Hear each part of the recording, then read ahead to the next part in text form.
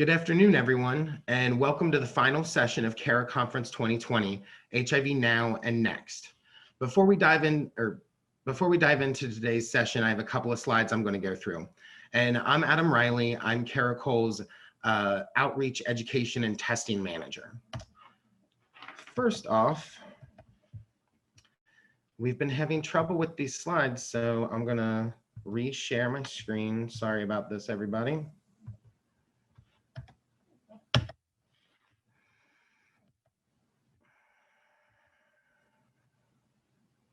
Okay, well, we'll just go through it. So first off, Caracole is Cincinnati's comprehensive AIDS service organization with a mission to positively change lives in the fight against HIV/AIDS. You can find us at caracole.org or on Facebook, Instagram, and Twitter with the handle @WeAreCaracole. And if you're feeling social today, please tag us and use the hashtag CaraConf. If you're joining us today and you have technical issues, please use the chat function.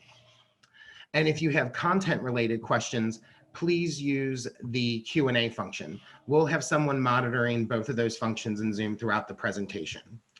And we'd like to thank our partner, Maytech, the Midwest AIDS Training and Education Center through the University of Cincinnati. Sponsors include Gilead and Thera Technologies, and support comes from Grace Hospice. At the end of today's session, a link will populate directing you to a survey. If you would like to receive CEUs for this presentation, you must complete that survey. We do encourage everyone to fill that out. We value any and all feedback that you have. And just a reminder that all sessions for this week have been recorded, and you will have access to the slides and the recordings next week. And now for today's panel, we have Tavon Hall, Caracole's prevention team lead, who will have a conversation about racism as a public health crisis with Javon Howard of the Ohio Alliance to End Sexual Violence, Marcel Hughes, a viral load suppression case manager with Caracole, Darnell Pierre Benjamin, a performing artist, and Victoria Parks, Hamilton County Commissioner. So I'm going to go ahead and stop and bring on Tavon, and we'll get this started. Good morning, everyone. Well, good afternoon now because it's officially noon. So I would like to go ahead and get started with some questions for our panel that we have here. So please feel free at any point in time if you have any questions, do not hesitate to drop them into the Q&A. I will be monitoring that as well as Adam, and we will be getting to those. So go ahead and diving right on in. Let's get started. My first question is going to be for Javon.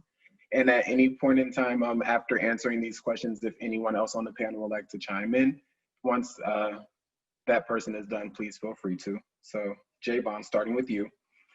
How would you characterize the local response to racism as a public health crisis? How would I characterize it as a public health crisis? The response, local response to racism. Okay. Yes. I guess the way that, first thing that I would think of the local response being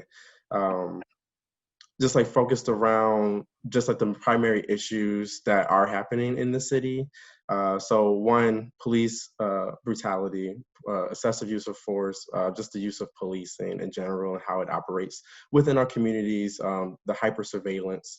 We're also facing homelessness and high rates of poverty and gentrification that's happening within the city as well. So just trying to frame it up within those type of issues.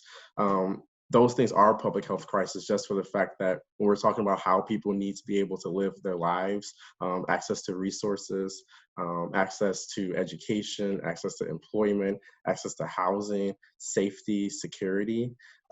These are things that make a healthy community healthy. And without those things available or having those things being barriers to having access to that, that's what ultimately creates the public health crisis and why we call it a public health crisis. And all these things come out of the historical and recent and I'm not sure, I'm using my train of thought here a little bit for the word that I'm looking for. The historical implications of anti-Blackness and white supremacy and racism. So yeah, I hope that answers your question. So that did answer my question. Thank you. Would anybody else on the panel like to chime in or piggyback off of anything that Javon said before we move on? Or does anybody in the chat have any questions that they'd like to ask at this point? I would love to add something to that. Yes.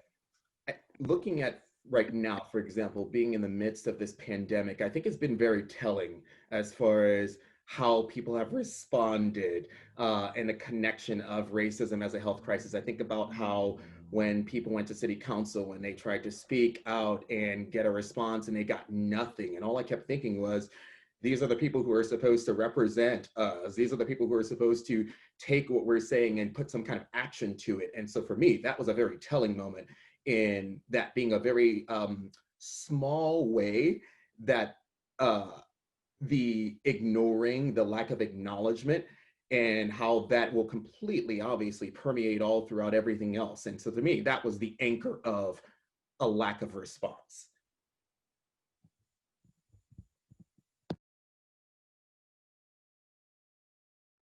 I keep forgetting the unmute thing. I agree. would, Yes, Victoria. I would like to Commissioner add Parks. Yes, ma'am. on to what Darnell has talked about. So what you are talking about is the city's response. You know, I am a Hamilton County Commissioner, and we passed the resolution stating that racism is a public health crisis. The city soon followed that, but the actions that we took build upon what we have been doing, you know, since our 2016 policy agenda. It's true that the color of your skin decides where you live, the type of education, your health care, so on and so forth, and that should not be so in these United States where we all pay taxes, and we have certainly paid our due. So with the public response to that, if I could just highlight the steps that we've taken, and I normally talk about 3 of them. I'm gonna be out of the, I will no longer be a county commissioner at the end of the year. So I do as much as I can with the time that I have. And so my response to this as a public health crisis, number 1, we are changing the way that Hamilton County polices. We don't have chokeholds. In Hamilton County, we don't have no knock rule. And we are going to be trained. Matter of fact, there was supposed to be a press conference. We are implementing what's called ethical policing is courageous. So what this will do, let's think about what happened to Mr. Floyd and his murderer. So the guy got him and put his knee on his neck. There were these other 3 guys standing around, and with all of the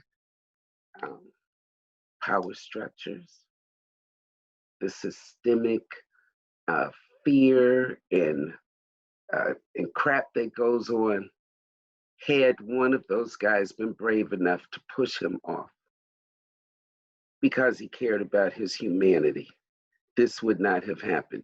The other thing that really breaks my heart were the citizens standing around. This turned my stomach, gentlemen. Those Black people standing around begging for George Floyd's life. Had they put a hand on one of those policemen, it would have been a bloodbath. So, you know, for me, that's a big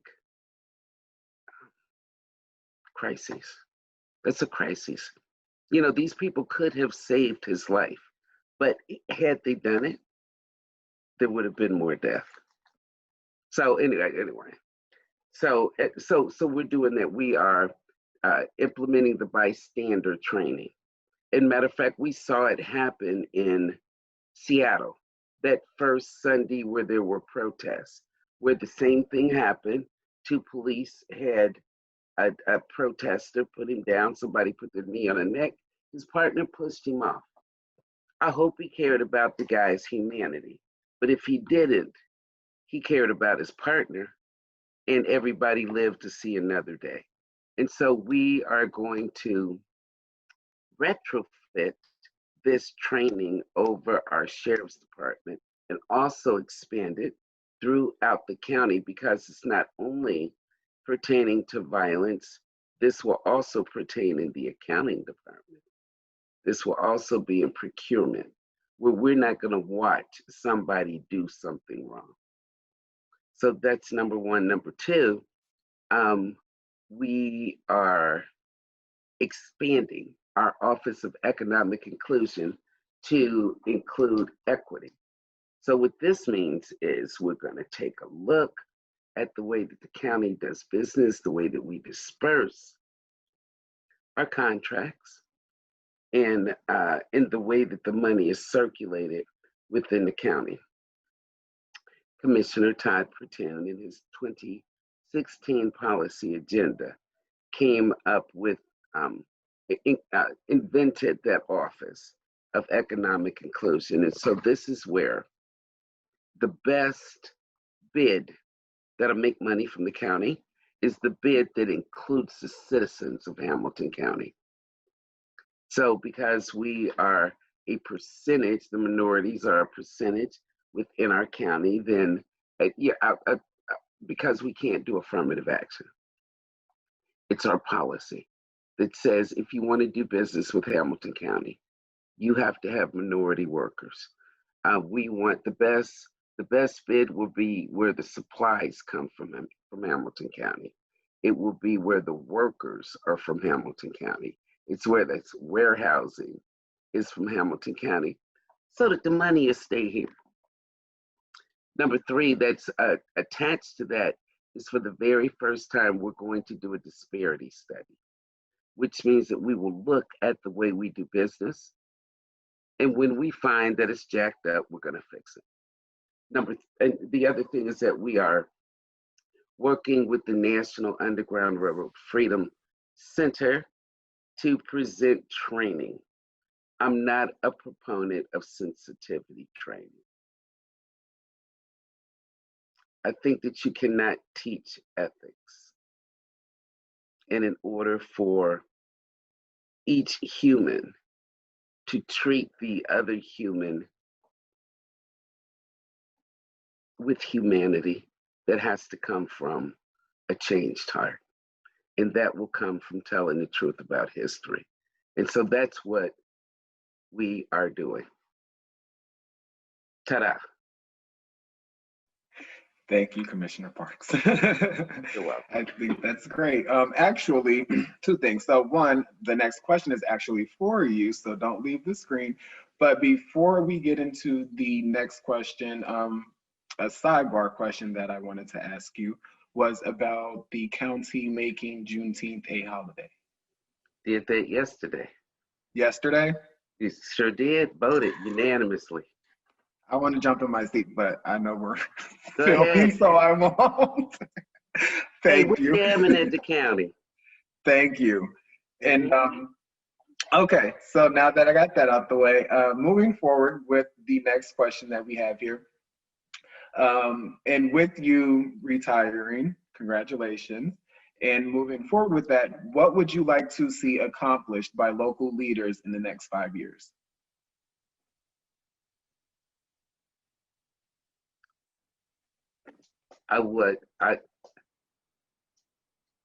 What would make me happy is for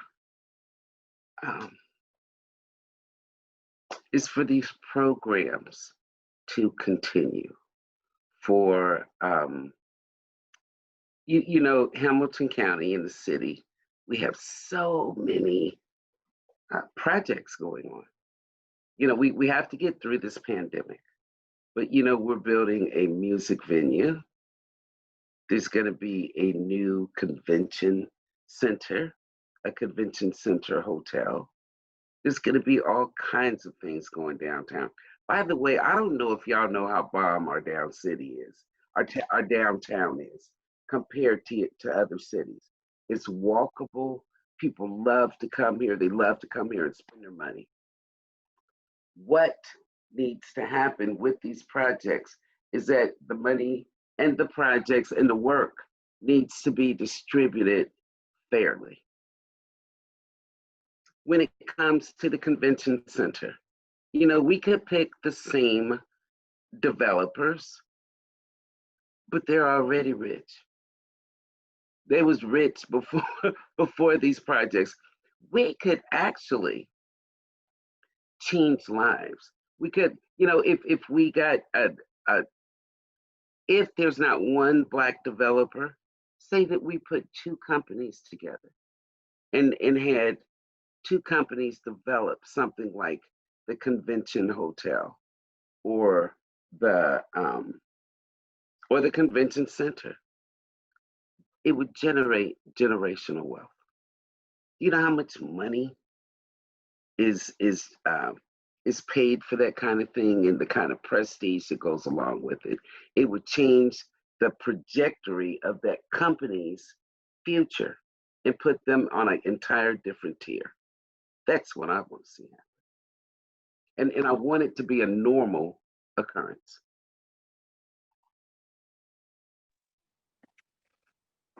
I don't see anything wrong with that. Thank you.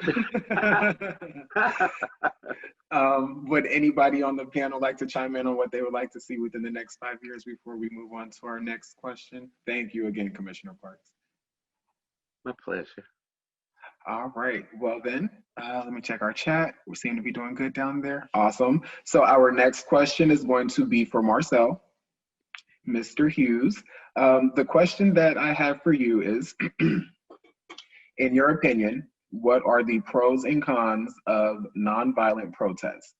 Is a more aggressive approach warranted at times?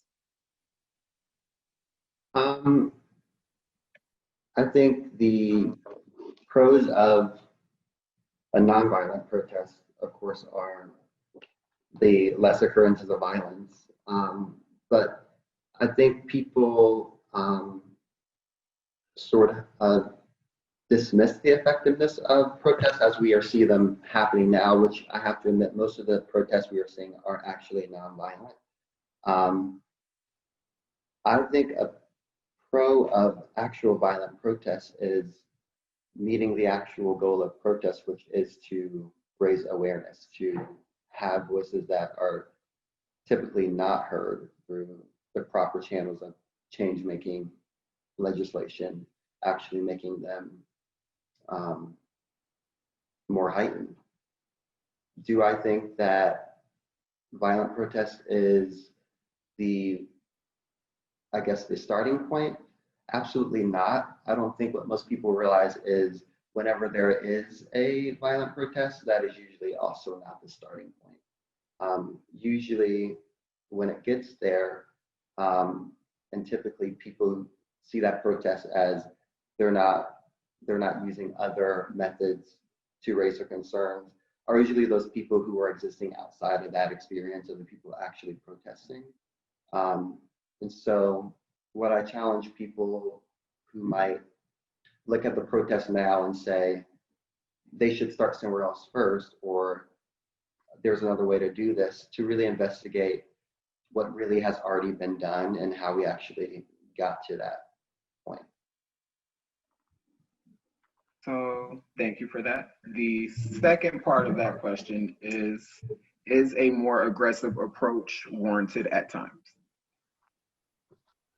Yes, I do agree with a lot of people protesting right now, especially people who are a little bit more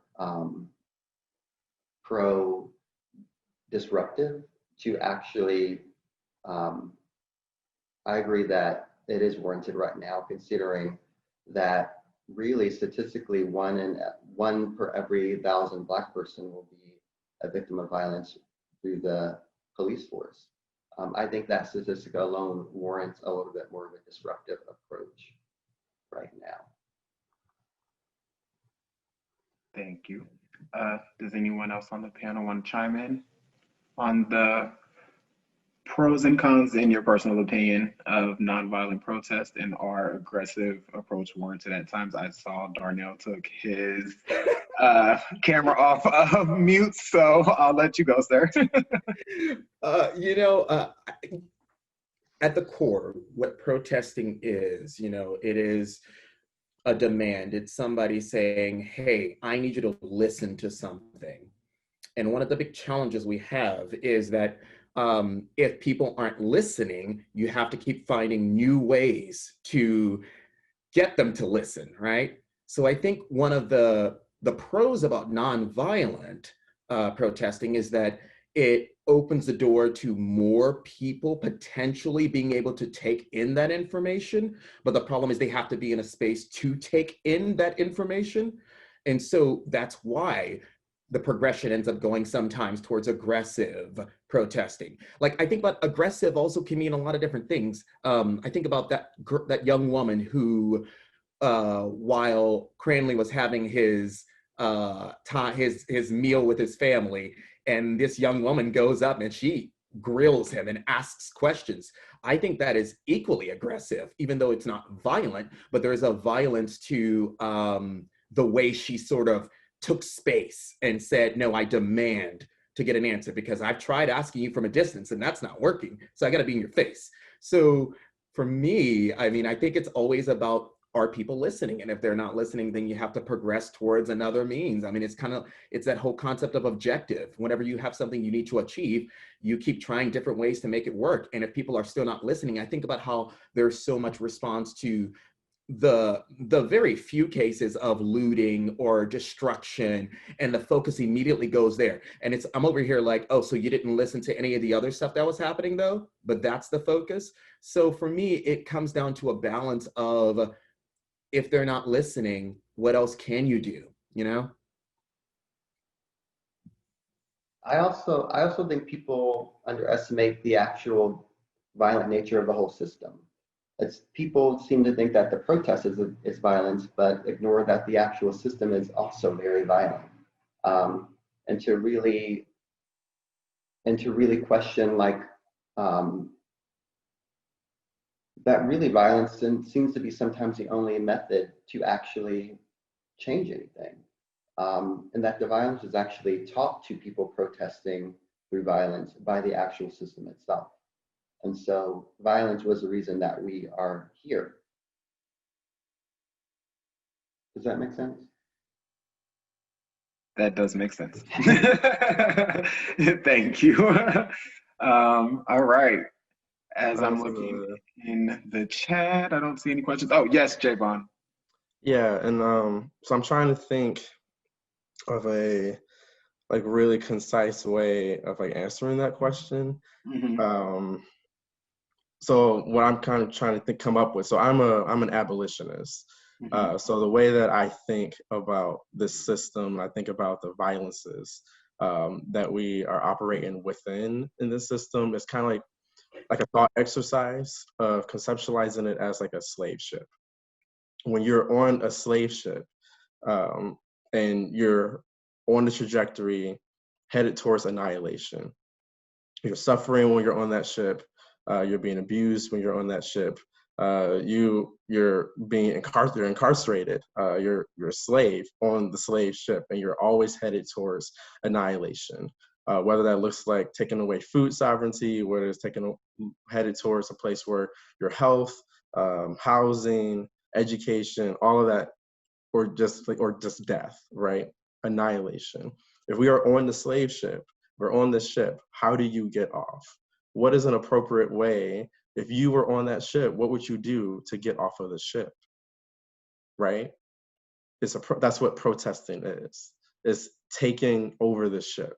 It is removing the folks who are in charge of that ship so then you can take that ship, set a new course, a new destination for it, to rename it and turn it into something entirely new. It is maybe burning down the ship. Even if that means that you are on the ship, there are other folks who might survive, but the ship is gone. There's no slave ship. There's no route navigating towards annihilation. There's just something brand new to start fresh and start over. So when we ask like the question about violence versus non-violence, when we're like in the context of protests, there's a difference between violence and non-violence, and when it's politically developed, when it's political education behind it, when it's around self-defense, versus a violence that is just to be violent. So I think that is something that's really important to contextualize when we're asking these type of questions. That's good. I'm glad you brought that up, because that leads me to my next question, which is actually for you. So the next question that I have is, what is your response to people who argue that protesting isn't pragmatic?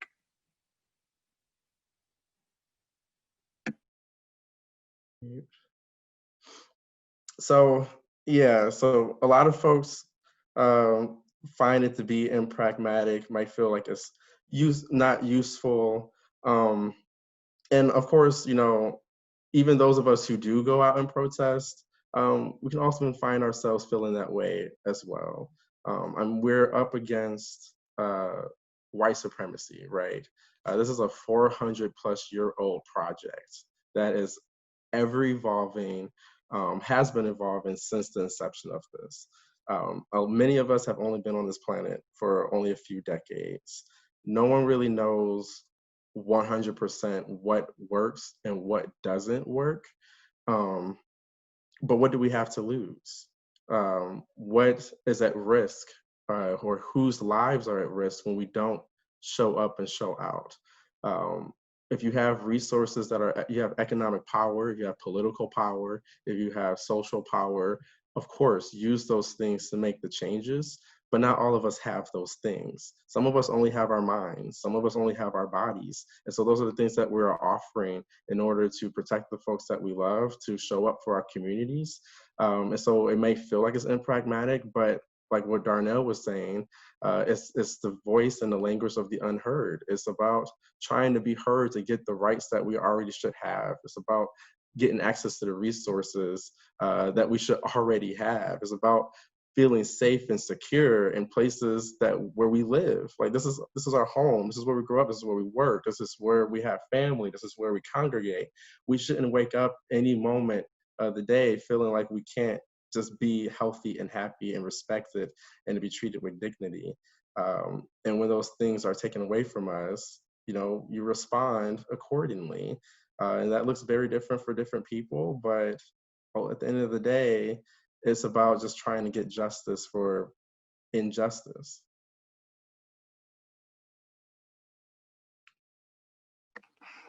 Would anybody else like to chime in on that?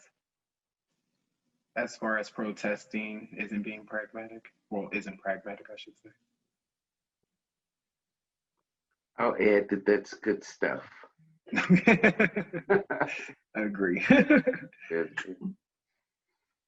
Okay, Commissioner Parks, I have another question for you. With so many opinions about the best way to bring about change, how do you personally decide if you are doing good work? That's an interesting question. How do I personally decide if I'm doing good work?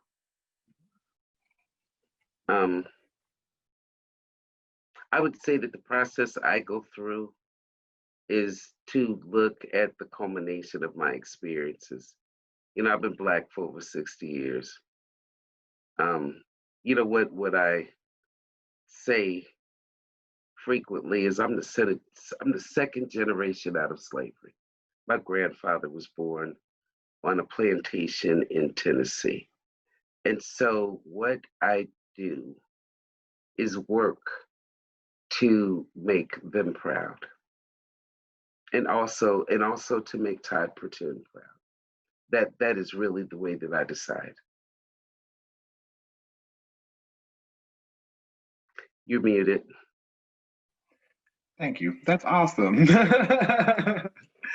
Does anybody else on the panel want to jump in on that before we move forward? Oh wait, hold on. I have a question actually. So let's see, we have here, as a professional social worker, I feel compelled to protest. However, my fear is that power difference that exists. If I get arrested and it is placed on my record, it may mess me up professionally. The police have the power to say anything they want and take away my ability to care of my family. How does one find a balance? So how can you be a social worker and a professional knowing that you have a lot of things to lose, and then go and protest and potentially put yourself in a space to lose all the things that you've worked for that you're utilizing to benefit yourself and your family?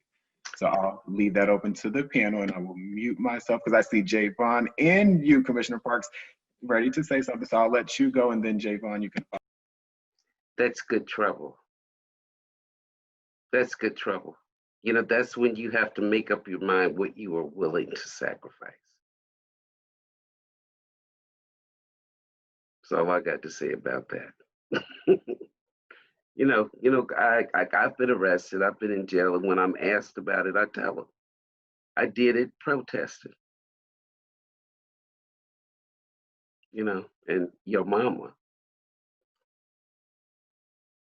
That's all. Yeah, and I would second that as far as like, yeah, it's about, analyzing like what it is that you're willing and not willing to do and to sacrifice.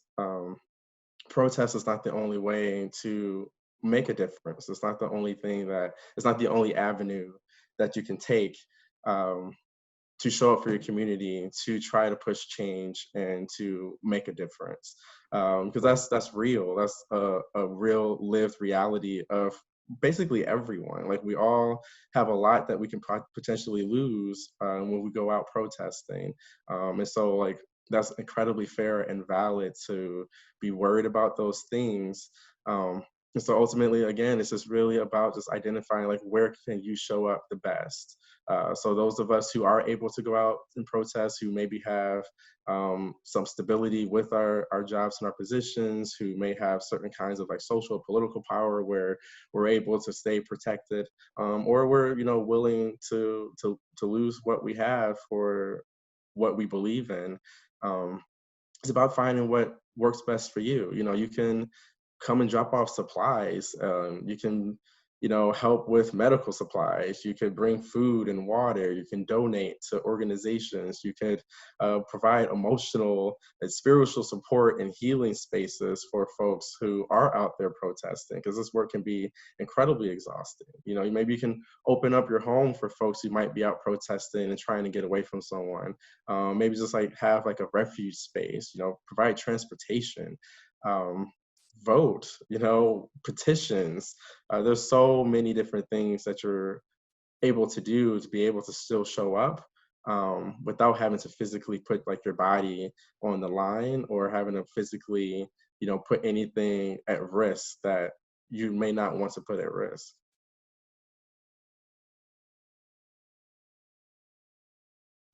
I agree. And I think that's a great response. There are a lot of ways to show up without having to physically show up. My next before I move on to the next question, let me check the chat here. Another question, and then we'll move on to the next one from the chat. How does the intersection of art and activism help the larger community become open to discussions about racism, white privilege, and the need for change now?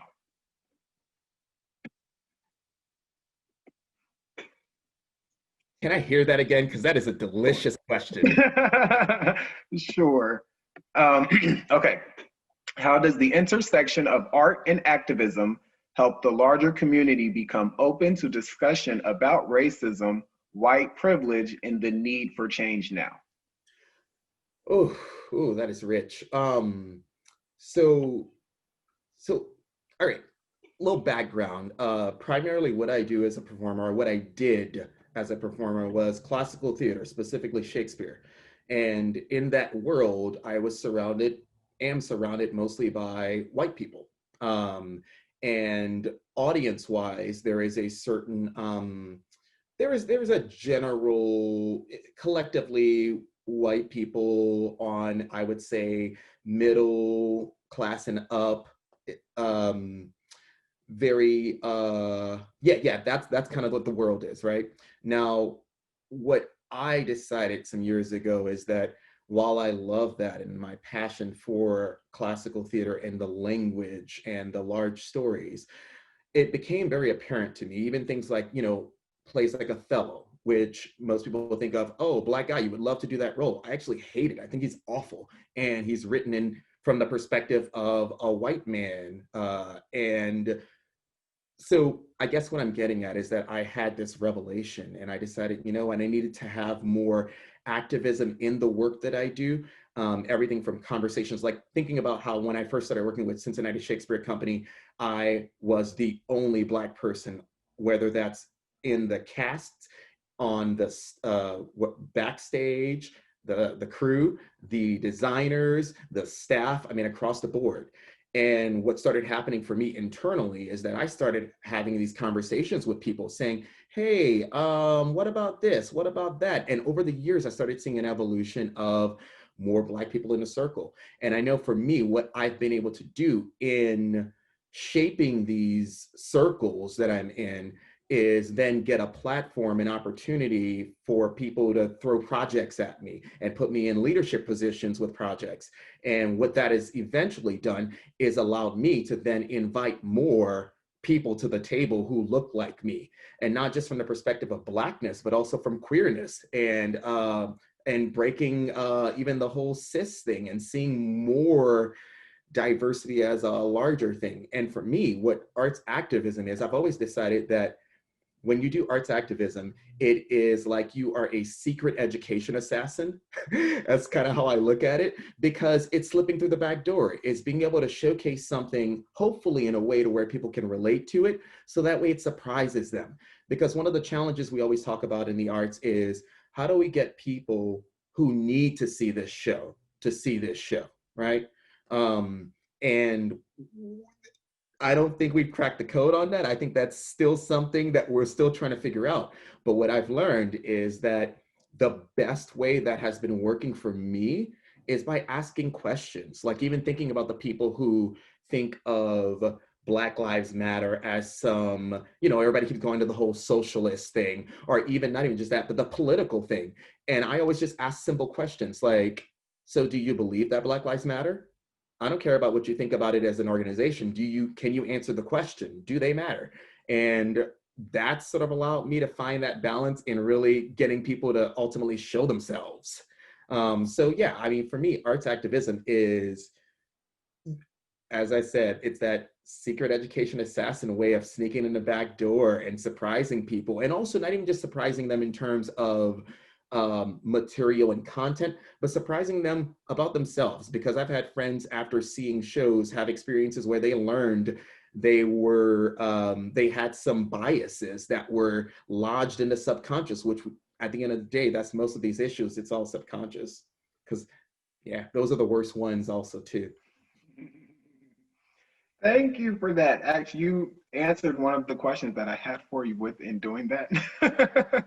But we'll circle back around to it. So there's nothing in the chat. So actually, this next question is going to be for you as well as for Javon. I'd like for you to tackle this together. And the question that I have is, can you discuss how the federal government's response to COVID-19 has shown systematic racism and how it differs from its response to HIV? And I'm going to mute and let you guys have fun with that. Yes. Can you ask that again, please? Yes. Can you discuss how the federal government's response to COVID-19 has shown systematic racism in action and how it differs from the federal government's response to HIV? So the government's response to COVID-19 versus the government's response to HIV in comparison to systematic racism. I feel like that's a whole pill to swallow. But I also feel like you two are going to take this pill and split it in half and make it work. So I will let you start. And then Javon looks like he's ready to tap your shoulder and tag in. So I'll let you go ahead and get started. Yeah, we can just like take turns. That's a really heavy question. It's really dense. Is there really a difference between how the the government is handling it?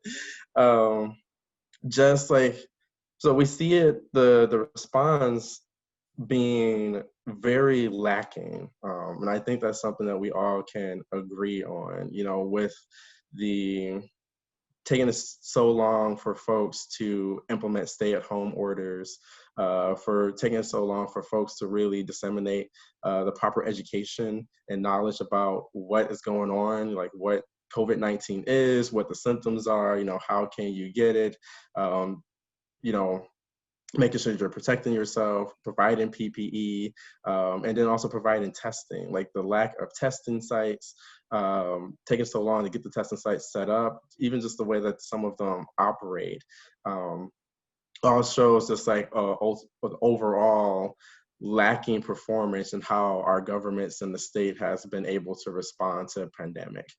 This is something that is really just intricately tied to our healthcare system, which is how it would then connect to systemic racism, right? We know for a fact that folks, based on your race, your ethnicity, your zip code, directly impacts your health outcomes. It directly impacts, you know, what education you're getting around health, your access to medical services. And we already know that, you know, Black folks are disproportionately on the end where they're not receiving those services, and they don't have access to these things. This applies to COVID. This applies to going for the flu, for checkups, and for HIV and AIDS. So I'm just gonna stop right there and let Darnell pop in, and then we're just, like I said, we just keep going. Love it. I love it. I love it. You know, when I keep thinking about it, I'm going to agree with you. I think there's not much of a difference. It feels like in both instances, when both of these situations came about, leadership tried to sort of, oh, it'll pass. It'll pass. Let's sweep this under the table. And then right after they did that, they started othering it. With HIV, when it first came, I guess, when the epidemic first started, it was this idea of, oh, that's a gay people thing, so we're okay. And I feel like similarly, once results started coming back and showing that there was a higher percentage in Black communities of getting COVID, oh, let's open things back up, and it's only affecting them. Is that same sort of like, because it's an other person problem, we can just keep moving on. I think about how many times I've been in, you know, going to the grocery store, for example, and if it's a Black person without a mask, it's so quick to where an employee will immediately stop them, hand them a mask, whatever it is. I have seen many times now white men in Kroger without masks. And then you get to that point where I'm like, well, okay, it's not my job. I'm not the Kroger employee. I shouldn't be over here telling this person something. And also because I got a mouth on me, I have to be mindful of that I don't want to get in trouble. But when I have gone to powers that be and said, hey, there is this guy walking around and he doesn't have a mask. Are y'all going to do something about that?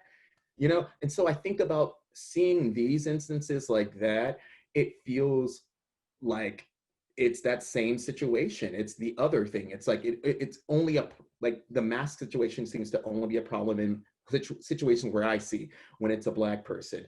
And the response from leadership in how they've been so terrible about getting the information out sooner, and educating people, even thinking about how when businesses started to reopen and how they didn't even initially require the masks. That should have been an immediate response. Anyway, that's great. So I guess what I'm getting at ultimately is that on both fronts, there was a lack of leadership because it seems like it was an othering kind of thing. It's not our problem. That's their problem. They'll figure it out. Yeah, and exactly.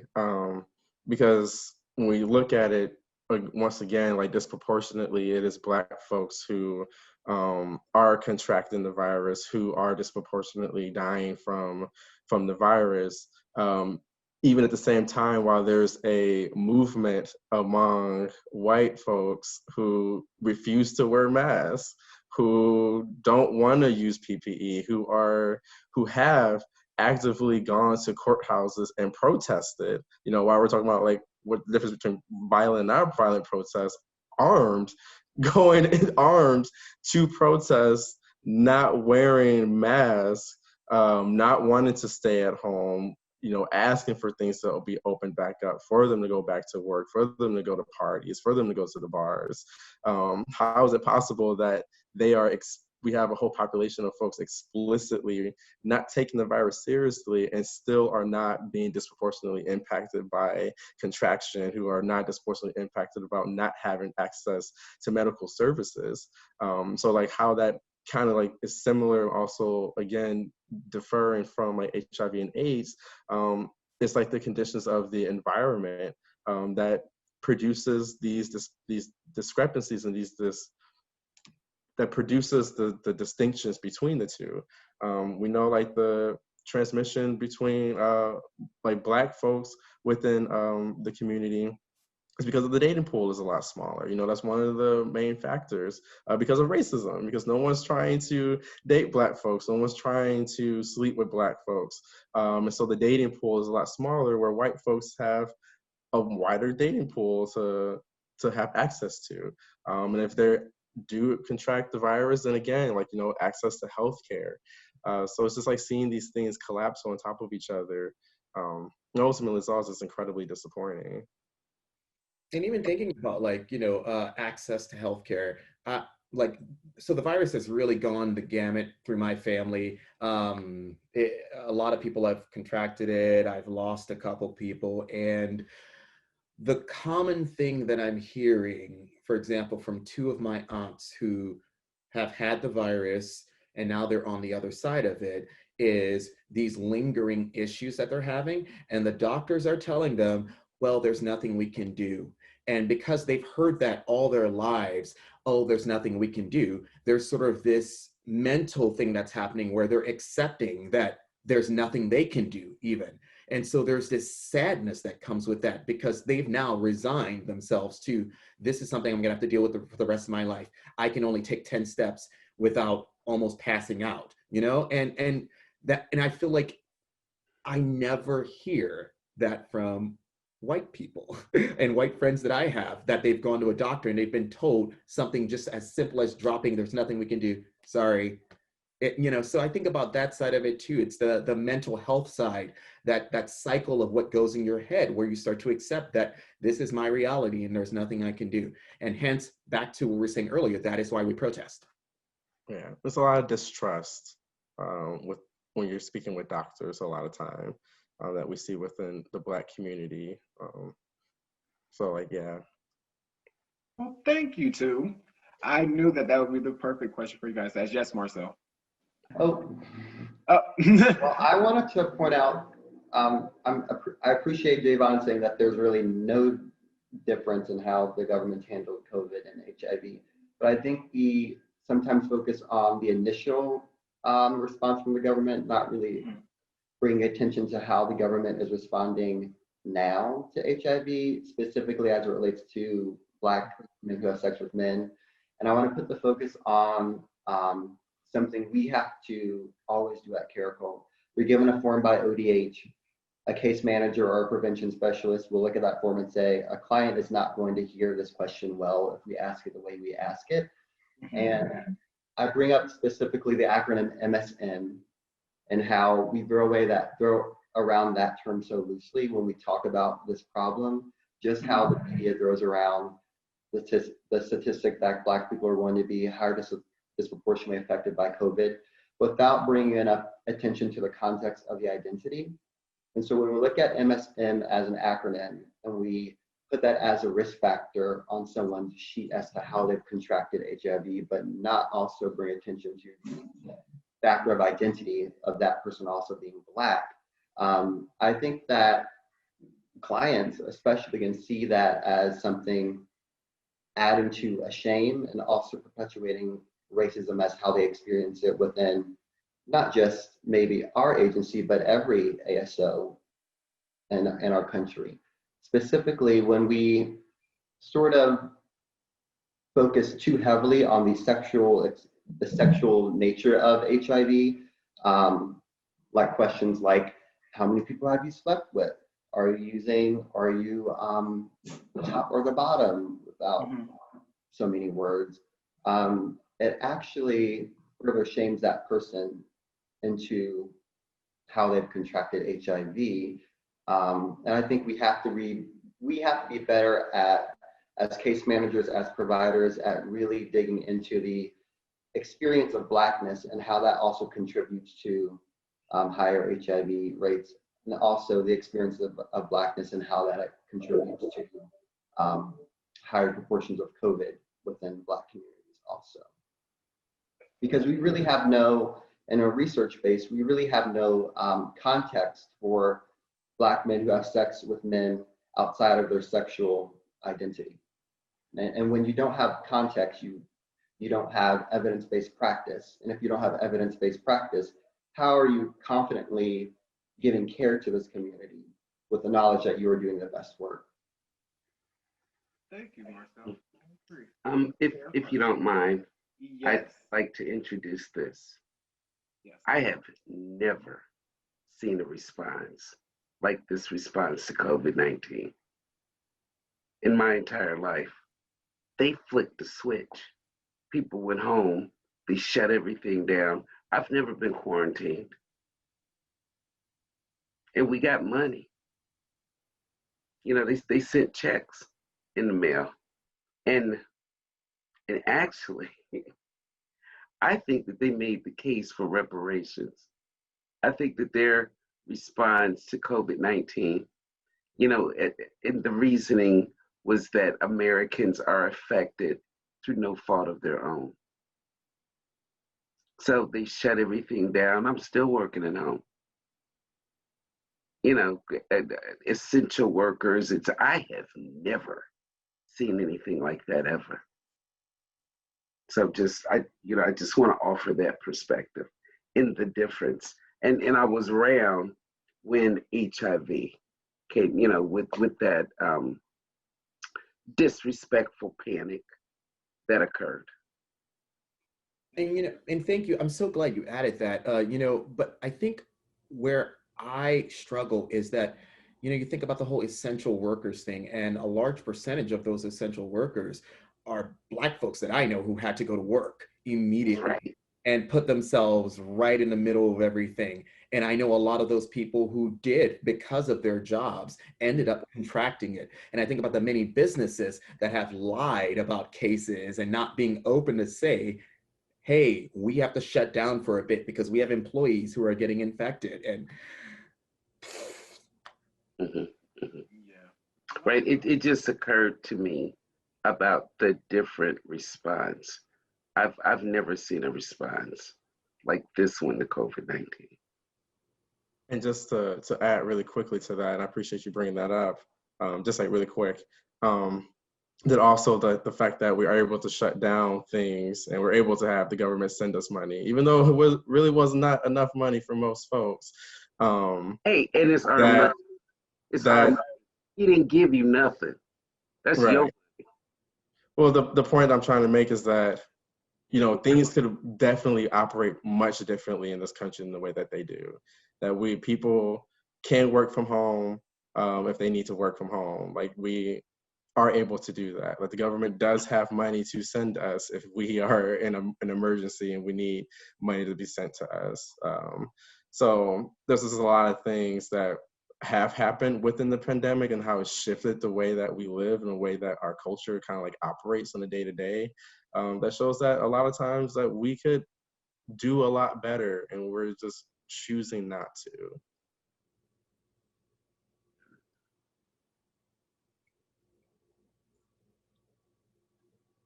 I think you're muted, or you don't look muted. I can't hear you though.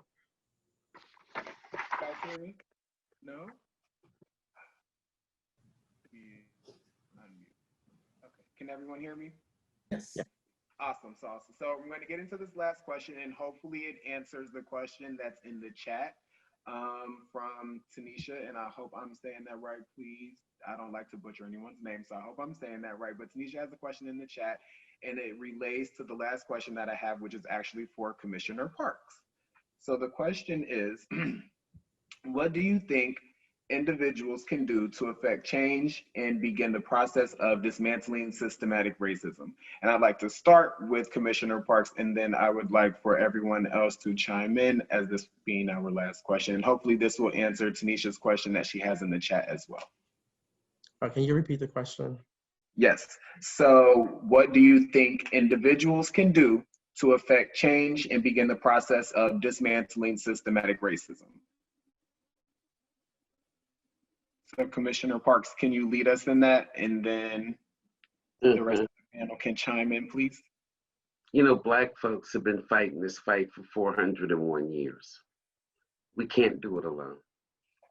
What's different about this movement is that we have young, dedicated foot soldiers who happen to be white. And I think that there's several reasons for that. I think that if you are 22 years old, you were 10 years old when Barack Obama became president. So this generation is different from any other. And so what I believe has to happen in order to dismantle it is that there has to be a change of heart. We have to peel back all that funky brainwashing that has taken place systemically, generationally, through the years in order to recognize and to love the humanity in each one of us. And it's gonna take these young white kids to do it. They're gonna have to leave their parents. You know, it wasn't, you know, Black people voted for Barack Obama. We couldn't have done it by ourselves. So these kids' parents are the ones that led that. We, you know, like we can fight and fight and fight, but we can't do it alone. And that's just all that's all there is to it. And it takes education. It's gonna take a change of heart. I'll give you an example. This summer, I was at the airport picking up my grandson. And I noticed this white guy, probably, maybe my age, maybe, you know, 50-ish or so, who was watching us and watched us go to the train. He was standing at the train with us, and I'm happy to see my grandson, and I was surprised that he interrupted us. So, you know, to engage in a conversation, I'm like, yeah, it's my grandson. Gone somewhere. So we got on the train, and I was expecting him to go to his corner for us to go to our corner. Everybody had on face masks, and this man, he didn't do it. He approached us again. And this is like 3 weeks outside of Mr. Floyd's murder. He walked over to me and he said, when I think about the things that my grandparents and my parents taught me, I am so ashamed. He said, you know, they taught me, I was raised in this kind of environment. And this man, he wept in front of me. So I also worked at the Freedom Center. I was a corporate officer down there. In order for things like this to happen, it is somewhat of you have to be redeemed. White people have to be redeemed. They're gonna have to go back, take a look at the true history, understand their privilege and the way that it has affected this country. And I mean, for instance, you know what I think about with Breonna Turner? was looking at it the other day. I got it around here somewhere. It's a bill from 1852 that says a white man can beat a black man for no explanation. But if the black man retaliates, you can kill him. You can kill him. And it's okay. And that's what happens.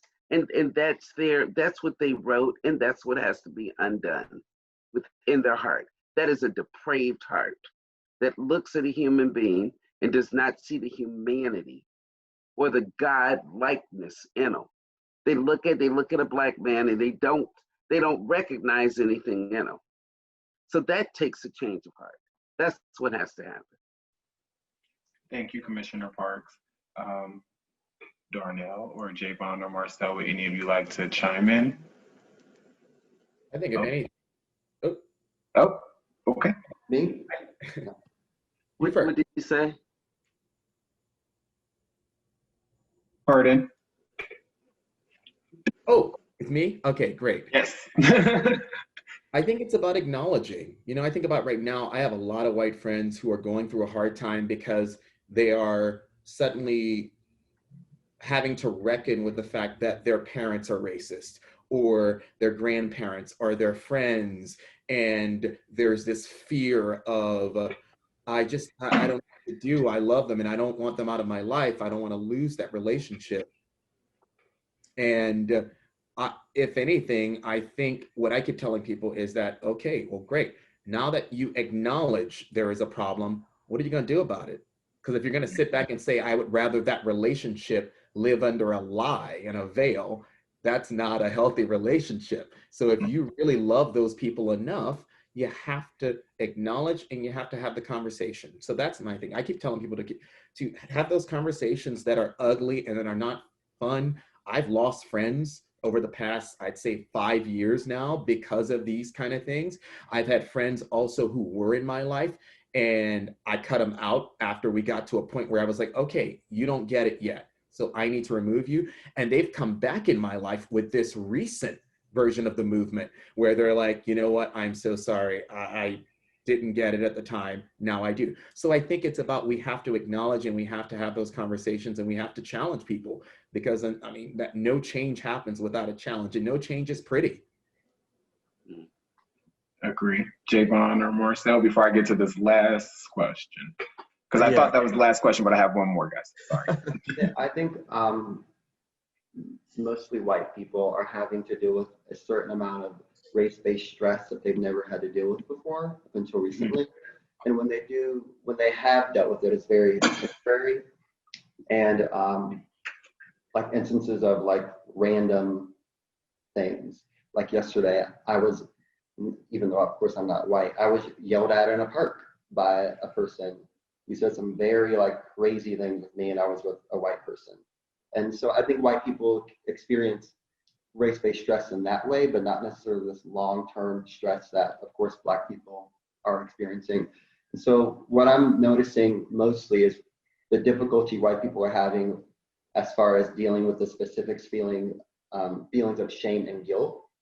And I think what is helpful, not that I speak for all Black people, but I think what is helpful for me with my friends particularly is when I sort of help them understand that they as an individual are not the blame for racism, that this is a problem bigger than them individually, and to really help them understand that just as our society is contributing to the lack of wellness amongst Black people, they're existing in the same society that is contributing to certain biases that they probably wouldn't have picked themselves. And that can be helpful only if they're really interested in doing the work. Like if a friend comes to me with earnest intent to say, I don't understand, I think me being their friend, I'm able to give them that grace and that perspective. But if this is your country cousin with the Cop Lives Matter sticker on their bump, it's probably, I don't know if it's gonna work. But to a certain extent, helping white people realize that they as individuals are not to blame for why we are here today, but they do have some skills and ability to change where we can be. And it's hard, it's really hard, but I think without being too sort of accommodating of white comfort, helping friends realize that it's bigger than them individually and that they also exist in the society that is creating that bias for them also is helpful. It can be freeing for them to actually move to where Darnell spoke to as to the question of what now, or are you still with us? Thank you. Javon, do you want to chime in before I move on really quickly? Yeah, so to answer your question, I would say radical imagination is important. So don't settle, figure out exactly what it is that you want, and fight for that. You know, don't ask for what you think they'll give you, ask for what it is that you want. Do not settle for anything less than that. So that'd be my Awesome. Thank you. So first I want to say thank you to everybody on this panel. This has been an amazing discussion. I'd like to leave us on a positive note with getting some words of advice. So this is for everybody. This question was in the chat. Can you guys discuss and talk about some ways in which people can take care of themselves and their health and resilience in the face of health inequities and health stressors caused by racism? So how can you be resilient and take care of yourself when dealing with racial injustices?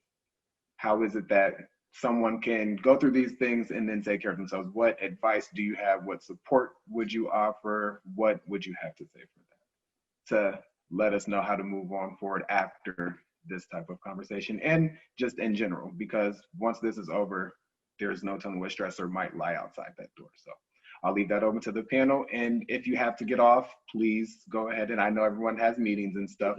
So thank you again. But if you'd like to chime in on that, please do. Okay, I have to go, but it's been my pleasure. Thank you, Commissioner Parks. Blessings.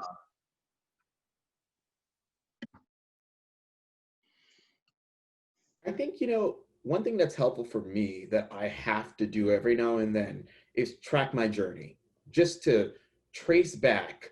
I think about even just 10 years ago, the person who I just moved to Cincinnati 10 years ago, and I was right out of grad school, and I had spent so much of my younger life adapting to white circles, so much of it. And it became the norm. I stopped even thinking about it at that point. And when I moved here, you know, Cincinnati still at that time particularly, and I still today, there was this presence of, I hadn't even learned about the riots yet in 2001. I hadn't at that point, but I felt it. I felt this sort of social kind of, there was a clash. I'd experienced, like, I'm from Louisiana, and I'd experienced in my first week here more racism in 1 week than I did in all those years before, even being in Louisiana. And so what I've had to do, especially as I've developed and grown into myself, is track my journey and remind myself of how far I've come and how much I've learned and how much work I've done, and seeing the circle around me and how much I have directly affected, and even the indirect things that I've affected. And so for me, that's number one, just remembering to track the journey to get me to a place of remembering that, okay, I know who I am. And I think the other part is a circle. You got to have a strong support circle. And I know for a while, I struggled because I didn't have any, it was important to me to have, so I've always had the arts community. That's always been sort of an anchor for me in moving around to different places. But I very rarely had a queer circle or a strong Black circle. And in the past, I guess, I don't know, I'd say 3 years, that's been something I've heavily focused on. It's like, okay, I work too much. I have to have life outside of work. And so finding that support circle of, I mean, I made friends with a lot of Black queer folks, and that to me really kind of cemented what I needed as far as keeping me afloat. I think that's a great question, by the way. But yeah, I think for me, it's support circle and tracking my journey. Those are the two things that have kept me from not losing it. Okay. Thank you. Marcel, how about you? We throw around the term self-care a lot in the social work world, but it's so true. I think I'm similar to Darnell. I discovered meditation and mindfulness with the help of my boss a couple years ago, and really that was a big opener as far as me actually stepping into my own experience as I was experiencing it, which goes along really well with what Darnell said of just tracking where you are, where you've been, where you want to go, and what's possible. Sometimes to be honest with yourself about what is possible that day is really useful. That's good. I didn't think about that. Now I think about the, where I've been, where I'm at, and where I'm going, but I don't also think about what's possible for that day, because sometimes, especially as social workers, we just want to do so much. So it's like, just do it versus like being realistic with ourselves and causing less stress on ourselves. So thank you for that. And yes, Javon. Yeah, so I was gonna say, take breaks. Like, just number one, just like take breaks. The movement's not going anywhere. Your work is not going anywhere. It's not going to change anytime soon. It is okay to just pause and take breaks. Personally, for me, I collect plants, bubble baths, and I drink a lot of wine. And so that would be what I would offer for self-care. Wine never seems to steer anyone wrong. Well, let me not say that, but wine is good. Mindfully drinking. Drinking, yes. Drinking responsibly. Well, thank you for that. Thank you to everybody that has been a part of this panel today, you guys. We have went over just a tad, not too much. There's no more Q&As that I'm seeing. So I guess we can go ahead and wrap this up, and we can see if anyone has any questions, any of the participants, before we let our great panelists go, because I know you guys have some 130s. I don't see any, I don't think. Okay. So we will be sending out some stuff at the end, and of course this has been recorded. So again, thank you, Marcel, Darnell, Javon. It's been an honor, and I feel like it was a great discussion, and hopefully all of the participants have taken away something very meaningful from this. So thank you guys for attending and being a part of this.